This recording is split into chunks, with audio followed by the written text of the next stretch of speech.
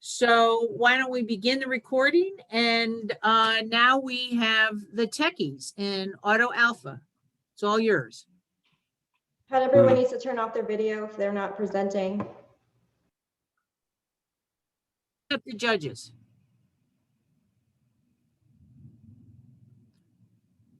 Okay, let's get started. Okay, hello guys, we are the Techies team, and today we are going to present to you the Auto Alpha. Well, first, let's meet our team.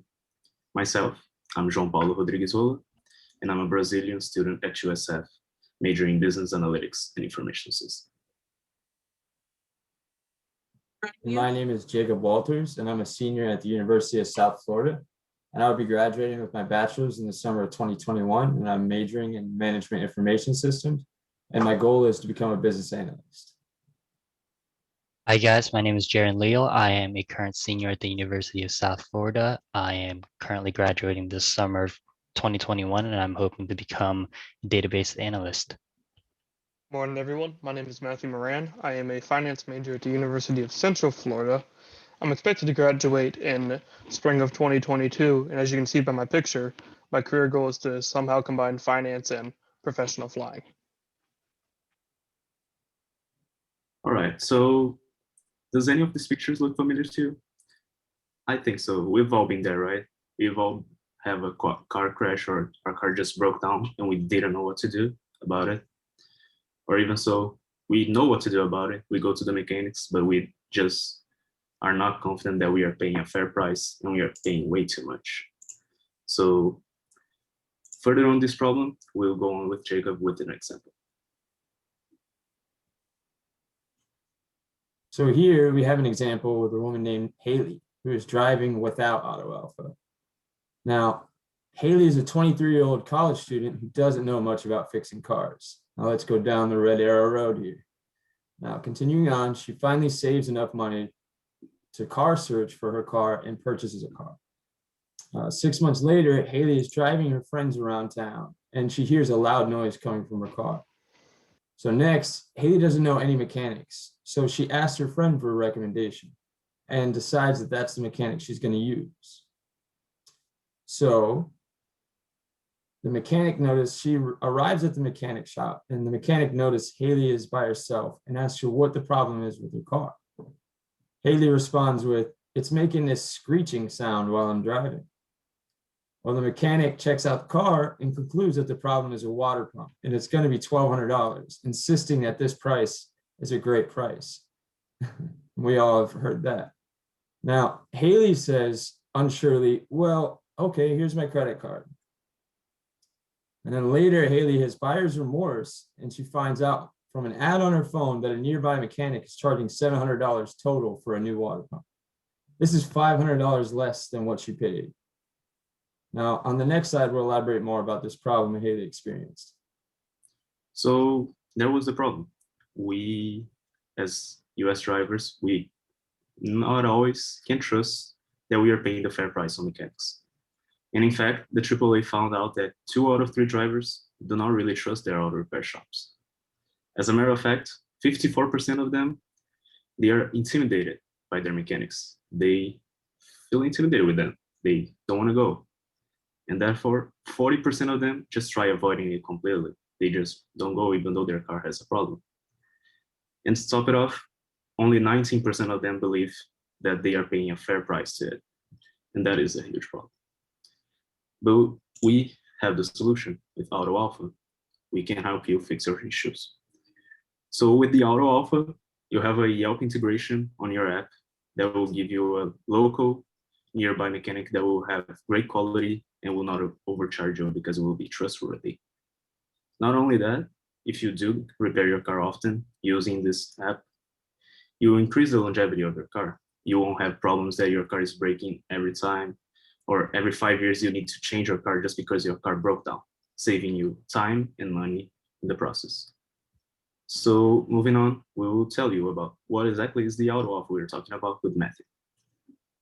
Now, y'all might be wondering, what exactly is the Auto Alpha? Because we've been talking about a device that can fix your car and save your money. And that's exactly what it is. Technically speaking, it is a module that you plug into your vehicle's OBD2 port A little back history on the OBD2 port is that it is required on all vehicles manufactured after 1996 by law, and it is generally located underneath the pedals where the gas and brake pedals are. Part of the OBD port includes sending diagnostic codes, and there's a comprehensive list of codes that the system is able to monitor. The primary function of our device is for the device to monitor codes, and whenever there's an issue, send a report to the app over Bluetooth, and it will provide a recommended solution. And here's where our app is able to differentiate from our competitors. Depending on the person, there's two options they can take. Let's use Haley as an example with her broken water pump. If she's just an everyday driver who doesn't know much about vehicles and she's just using her vehicle for everyday uses, the app is able to, through Yelp integration, the app is able to find reliable and highly rated mechanics that are fairly priced based on her location, so she gets a good her car fixed good. Now, let's say Haley's a DIYer. She works on her own vehicle. I work on my own vehicle. I do my own oil changes and a bunch of other like small tasks like that. What the app is able to do is help you shop around for proper, like getting the best deal on the parts, whether it's Amazon, O'Reilly's, Advanced Auto. It'll help you find the right part for your vehicle. In addition, it'll provide generalized instructions on how to fix the issue, the required tools to fix the issue, as well as an estimated time and difficulty. Now, because the diagnostic port is so comprehensive in the data it's able to gather, our product has some secondary functions. Some of those include mileage tracking for independent contractors for tax purposes and other stuff like that. Another feature is in the app is a place to store all your vehicle documents, so your insurance, your registration, all the important documents you need for your vehicle. Now, another differentiator from our product is including a GPS. We decided to include a GPS into the product in case, like, let's say there's car theft, you'll be able to find your car and report it. If you're a parent and you have teen drivers who just got their license, you need to keep track of them. That's another feature of this. And all of this is able to be powered through the OBD port itself. It has a power connector to power the device. Next, I will hand it back off to Jacob to show how Haley's life has improved with the Auto Alpha. Now, in this example, again, we have our beautiful cartoon Haley here, and she's driving with Auto Alpha. Now, as before, she's a 23-year-old college student, and she purchases her first car here on number 2. Now, on number 3, she's taking advice from her intelligent parents to purchase Auto Alpha for her car to ensure that if anything happens to her car, the device will pinpoint the problem and connect with a certified mechanic in the area. Now, 6 months later, she finds that she's out with her friends and she hears a loud noise coming from underneath the hood. Now, she gets an alert on her smartphone stating that the water pump has malfunctioned, and then the app connects her with Yelp reviews of mechanics in the nearby area, and she picks the highest rated mechanic and then with the most affordable price. Now, at number 5, yes, she connects. And then at number 6, she arrives at the mechanic shop and Haley shows the mechanic her Auto Alpha diagnostics. And the mechanics let her know that the fix is going to be only $700. Now, even though this is still expensive fix, compared to $1,200 from the first example Haley had spent, it's saving her money. Now, she leaves the mechanic shop now, knowing that she did not spend more than she should. And the next slide, we'll examine the market trends. So how does the market look like, you may ask? Well, our research has shown that the OBD market will continue to grow at a compound annual growth rate of 17% from 2020 to 2026. In fact, the whole automotive diagnostic scan tool market will result in a $39 billion projection by the year of 2027. There's a graph in front of you that forecasts vehicle production all the way to 2025. As you can see, the trend shows that it's going up, not to mention the amount of cars that is already produced and running every day. Right, so you can see there's a massive potential within the whole car market. As a matter of fact, that's only in your typical car market. We plan on having our product expand into commercial fleets, like RVs, trailers, semis, you name it. Now you may ask why the ODB market isn't higher if there's a lot of cars and every single one of them needs to be repaired at some points. Why aren't people buying these scanners? The fact of the matter is a lot of these scanners are extremely high in their costs, and quite frankly, they're not as good as our product or have features that our product has. As for our competition, there is a lot of other OBD products out there, but our largest competitors are Blue Drivers and FixD. Blue Driver has had some success in that they have a good system diagnostics, but have very limited features on their app for a price of $100. FixD is also another competitor in that it is essentially a more lightweight Blue Driver.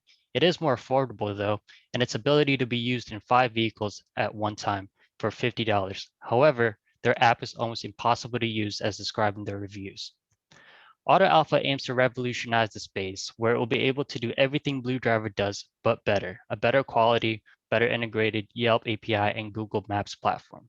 Most importantly, it will have an app that will not be buggy and won't have overbearing add-ons.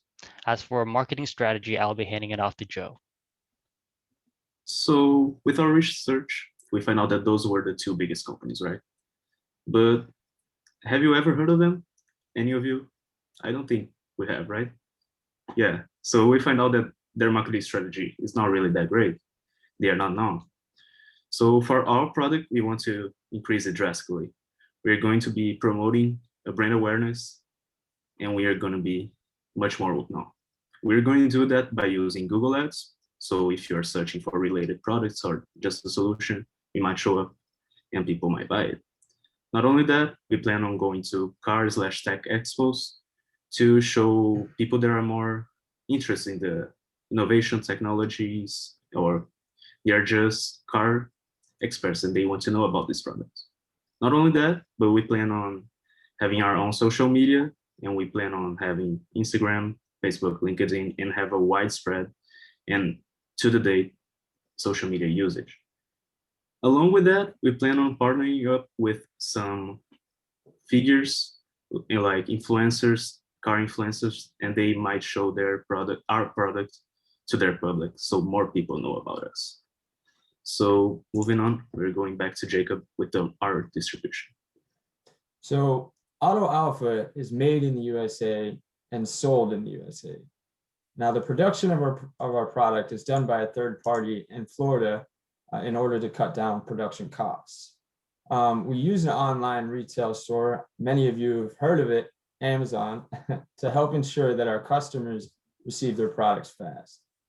Now, to ensure that a fast delivery, we have distributed to many fulfillment centers in the Florida areas, and our product is delivered to Florida natives in 1 to 2 days. But with other states, it can range from 2 to 5 business days, depending on where you are in the United States. Now, in the future, we also plan to expand to fulfillment centers to deliver our products faster to other states.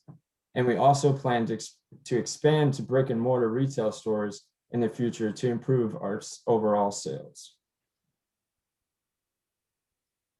Now, we have some quite ambitious plans ahead of us, and you're probably wondering if this is going to be a viable product in the long term.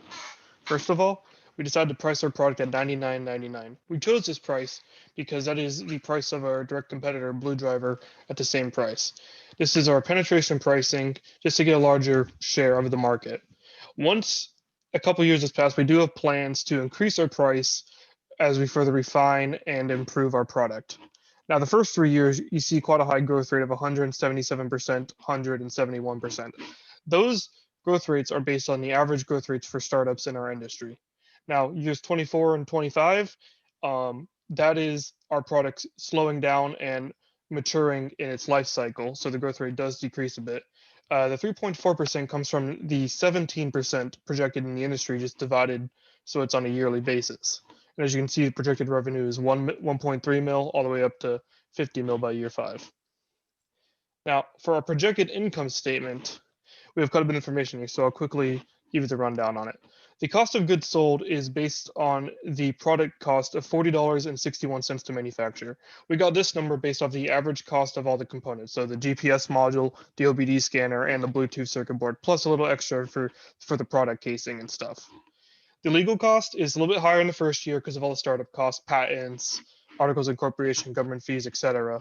Wages, those wages are for us, as well as hiring several engineers to develop the app and the product and maintain it. Marketing is 10% of sales revenue. R&D is 16% of sales revenue. And then taxes is 21%. And in the first year, we are negative. We expect to break even and become profitable in November of 2022. And you can see the ROIs before. And as you might have noticed, The our financials are a little bit different than on the business plan. After further research, we realized more accurate numbers. We wanted to give you, our potential investors, realistic expectations on what the product is about. Next, I'll hand it off to Joe for the conclusion. So we at Techies believe that we as an American company are going with the AlphaAuto fulfill a need in the market. We believe that as our product is a unique product with many more features than the ones on the market right now, we believe that we can break into the market, have a great market share, and become one of the greatest companies, and might even be the greatest one. So that was all for it. And we're going to be having any question that you guys might have first. Thank you. Let's start with the questioning, and we'll start in the middle of the list. Let's start with Tanya, then David, Matt, Michelle, Sable, and Claire. So let's start with Tanya. Sure, thank you. Nice presentation. I have been that person on the other end of the thing, paying too much for a car repair place that I have not, especially in my 20s. So I appreciate that very much, sharing that real pain point. One thing I didn't see in the data that I would suggest is what is the average cost of repair and what is the most common repair? You know, maybe by vehicle type. So maybe I have a GM and, you know, my water pump breaks because it's a, you know, 2010 or something, what it might be. So what is the common cost? What are people being charged? You know, what are kind of some of the overages on that? Back to the pain point for the end user who's going to be using the app, right? I think you've done a great job of explaining the OBD device, what it does.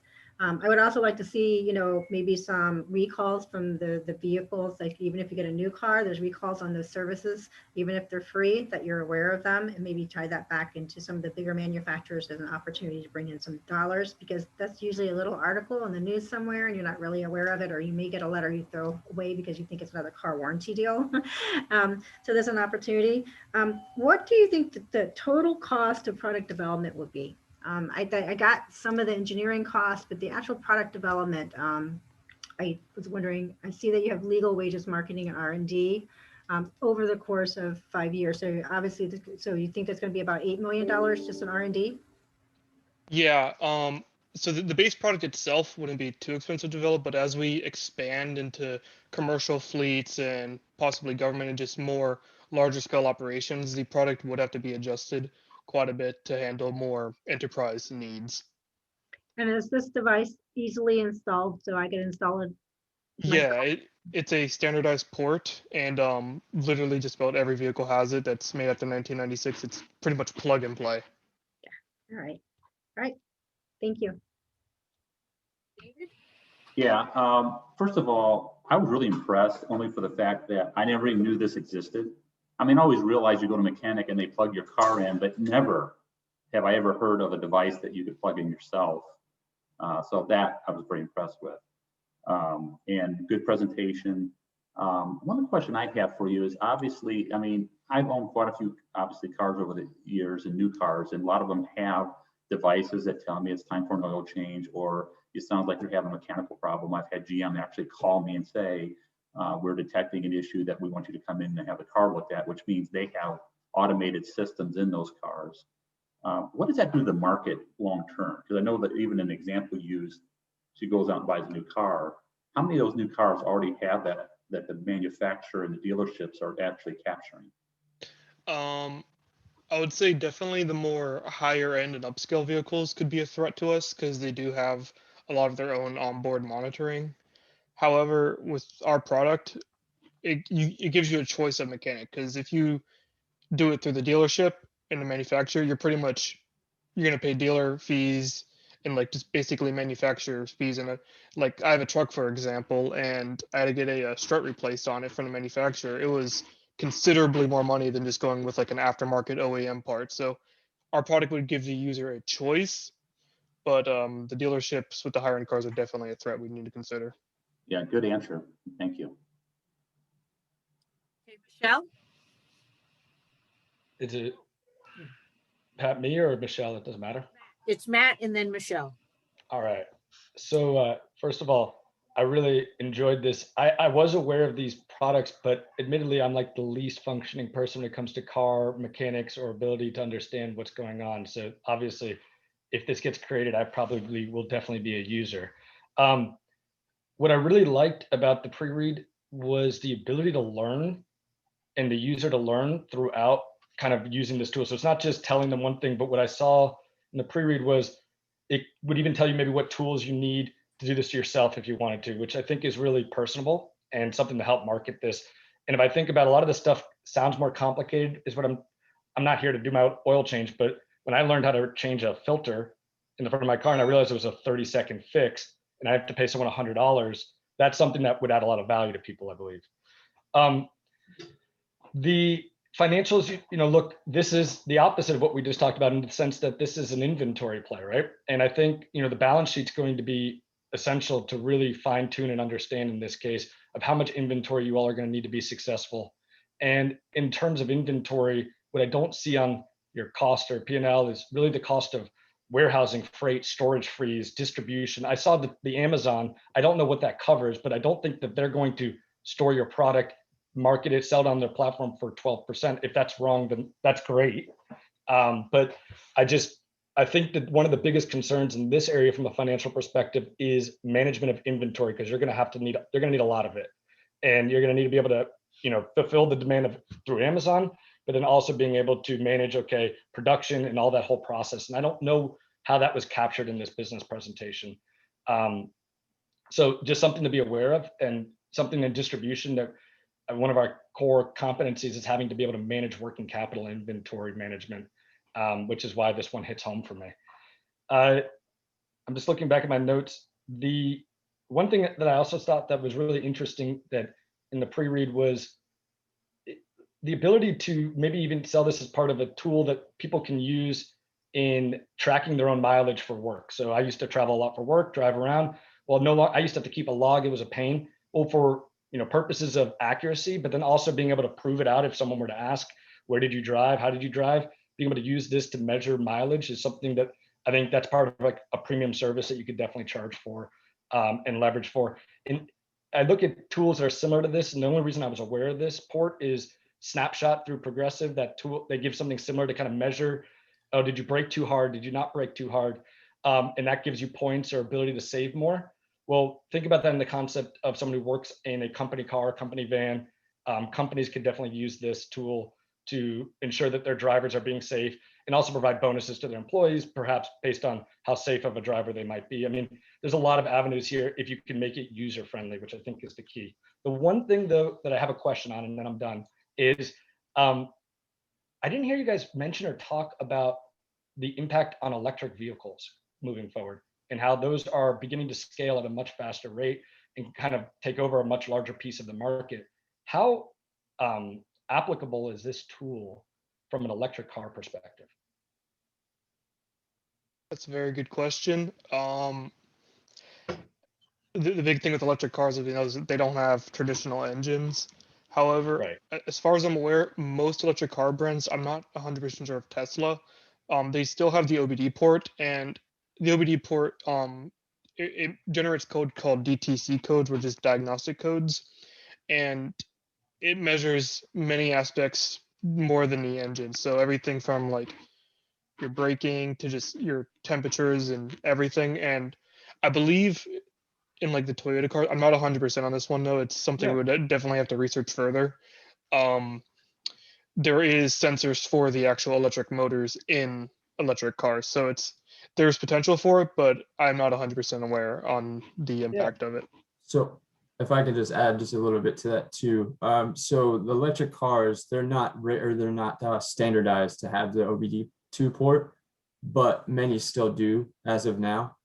So yeah, but Yeah, I definitely think that about this that is for your the future. biggest, this might be the biggest threat or competition to come when you guys think about your projections to the future, outside of just, the normal mechanical, the other competitors that you outlined here. I genuinely believe a threat is the ongoing expansion of electric cars as it relates to this, because even the ability for people to, service those, I know Tesla keeps it all, you have to go to them. So I'll stop there though. Okay, we have next, we have 3 minutes left for Michelle, Sable, and then Claire. All right, guys. Thank you so much, Pat. Well done, guys. What a great concept. I mean, as others have said, you know, I would have certainly loved to have an app like this that would have guided me when I needed repairs in the past. My question pertains to your distribution goals. So in the business plan, it talks about your goal being to get the product into every retail store worldwide and also to use Amazon. So I guess my question to you as a startup is there, does that seem very ambitious, and why would you want to be in all of those locations? Is there a more sort of is there a more logical progression that would allow you deeper penetration into specific retail channels? Yeah, so just to, I guess it's just brand awareness is what we're trying to create, and in time, that's why we would want to, you know, be in brick and mortar retail stores like, you know, AutoZone and different retail stores like that. But yeah, I believe as of now, you know, just with the flexibility, you know, of us using Amazon for our distributor, and that I feel like as a startup company, our goals are to be into, you know, expand further in the future. And as of right now, we're just, you know, kind of centered, focused on getting our brand to be aware, you know. Thank you. Can we go to Sable and then Claire quickly? Sure, I'll be quick. Great concept, guys. Thought the business plan was well laid out, well researched. Presentation was fantastic. Very interesting concept. I drive a Tesla. So for me, my first question was, why would I need this with an electric car? With more and more electric cars coming out, I think that is going to be your greatest threat and your greatest downfall. I do get everything through the app on that, including mileage and pretty much anything I need. I can get from my Tesla app or from my car on the screen. On your business plan, just take a look at your wages, because you have your wages consistent across all 4 years, and it's not realistic to think that the wages will not increase. I'm sorry? No, that was just somebody else. Go ahead. Okay, sorry. So just take a look at that. I think that you really need to pay attention to, especially as you intend to grow, your wages will not remain static. And I thought it would be interesting, as Matt said, there's a lot of opportunity here to help people, show them how to do more DIY as well for some simple fixes. So it might be interesting if you could integrate into maybe even YouTube videos on how to change an oil filter or how to do something that would be an interesting addition to the application itself. Okay. So, all right. Hey, good job, guys. Really like the logo. You know, that's really creative and probably would survive if this product becomes real. I think there's a nice kind of brand identity that would come from that. On the financial model, so first off, you know, I think you guys have a pretty realistic understanding of what it might cost to get this going. Typically, you see, you know, having sat through, you know, several years of these presentations, the student groups will generally, you know, really underestimate, but you guys might actually have a reasonable look at those costs. One thing on the R&D, you've got it ramping up sort of on a straight line. It probably needs more investment in the beginning, and then it levels off. Okay. You know, your R&D won't grow with revenue. A couple quick questions, and maybe we don't have time to really dig into them, but you know, how are you going to curate content for the how-to kind of portion of the app? And I don't know the OBD plugin technology very well, but can you only do one, or only one plugin? So if you have the Progressive Insurance app plugin, does that preclude you from having Auto Alpha? And final comment, great story on Haley. story always resonates. Thank you. I can answer both your questions real quick. As for generating like how-to videos and DIY content, due to just the sheer number of makes and models, the videos would have to be more generalized. So like maybe a video for trucks, a video for sedans, and stuff like that, because it'd be impossible to do literally every make and model in a timely scale. As for the OBD port, it is restricted to one device at a time. You can't stack. That's what I thought. And on the content, that you might consider like a smart search to YouTube. I've done lots of things automotively with the benefit of YouTube. Obviously, you gotta kind of pick and choose what you think is going to be workable. But that was one thought I had on that. One avenue we thought of was to use, there's these things called Haynes manuals, and possibly partnering with them. And the thing with Haynes manuals is they'll literally disassemble the vehicle and rebuild it from the ground up, and they're extremely comprehensive manuals. So having a partnership with them would be very beneficial to our users. Okay, well, thank you, judges and students. AlphaAuto, congratulations on your presentation. And let's stop the recording, and judges, go into your